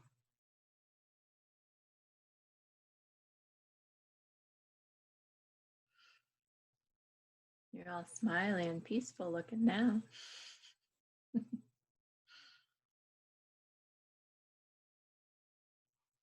I always feel bad because I want to give you feedback, but I just can't verbalize it.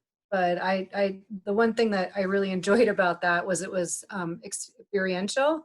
I'm not a big visualization person, and a lot of the loving kindness stuff I did was like, big ball of light, and it's tough for me. So that, what you just did, I really enjoyed. That was like just me and my body. So thank you. Good. Yeah, you're welcome.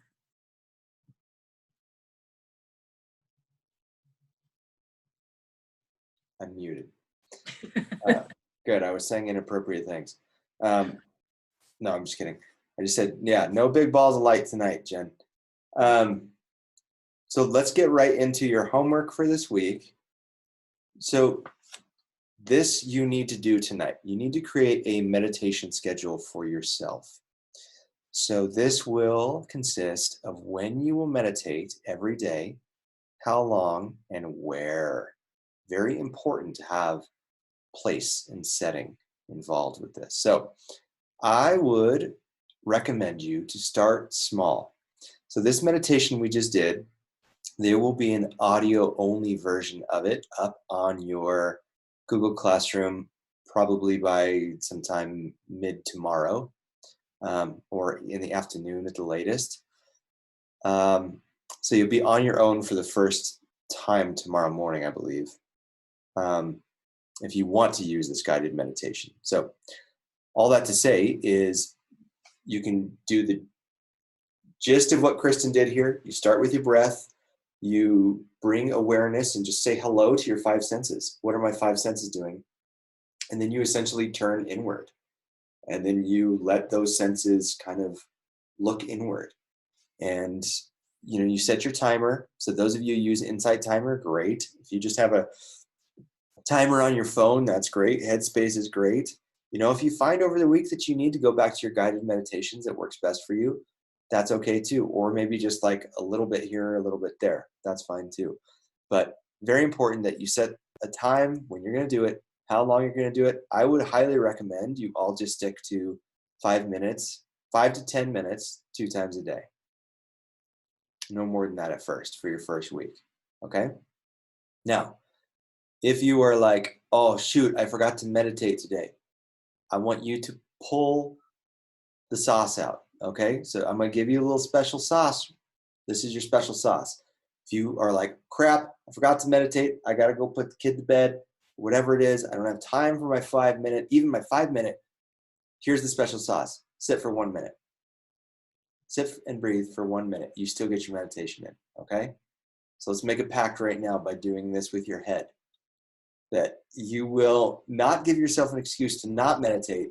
You will just miss out on getting into the full richness and depth of your why on that day, but you will still start to build the pattern, the habit, even if it's only for 1 minute. And then, like Kristen was saying, like, keep a journal. If you have a journal, at least for these 20 whatever days, it's a little bit more than that because we gave you that extra Monday. 34 days. For the next 34 days, keep a journal, okay? There's some journal questions as well if you want to get deeper into this that are going to be optional for you to look on there in your packet and online over the next week. But remember to be relaxed and gentle with yourself. And I'm really looking forward to next week. Thank you so much for taking the time to be here and taking the chance on us, because we're a couple wild cards. You just don't know what you're going to get with Kristen and Austin. But I hope this was valuable to you. I hope that you'll be back next week. And here's the thing. If you come back next week and you're like, I only meditated once, you still came back. That's the important thing, right? This stuff's hard and it's weird because, like I said, that accountability piece of sitting with yourself, that's all your relationship with yourself. And that's what meditation has to do. Because what we were talking about is the training of the mind. Well, if we're training the mind, what are we training with the mind with? Because we're not the mind. Oh, you're yourself. It gives you a chance to tap into something greater than your mind. We think we're the mind. That's what the default mode network wants us to believe, that we're just in the mind. You're so much greater than the mind. But if you have a hard week and you're just like, I can't get there right now. Come back for this group, community. Come back for the top. Maybe it'll re-inspire you. Maybe it'll get you something fired up. But thank you so much. Any questions? Yeah, Austin. Yeah. Is the link that we got in the email the one we're going to be using for all our Tuesday meetings? Yes. Or will it be a new link each week? Same link. I'm being nodded at yes from Erica. Yeah, I'm looking down at Erica. Yeah, I have to find her. Yeah. And I can always post the link in the Google Classroom to make sure that everyone has it. And just so you know, I did just post the text version of the meditation that you just did. So you at least have that for now. Super. Cool. Any other questions? How you feel? Are you glad? Did you enjoy yourself? Is the 2 hours good? Peggy, we'll see you next week. Good. Okay. Excellent. Well, thank you all so much, and happy meditating. I'd love to hear what your why is. So if you get a chance over this next week, pop it into the stream on the Google Classroom. It's kind of like a Facebook type post feed that you can share it with if you feel so inclined. It'd be great. Okay. Awesome. Thank you. Thank you all. Kristen, such a pleasure to do this with you. Yeah. Thank you. Thank you. You're welcome. All right.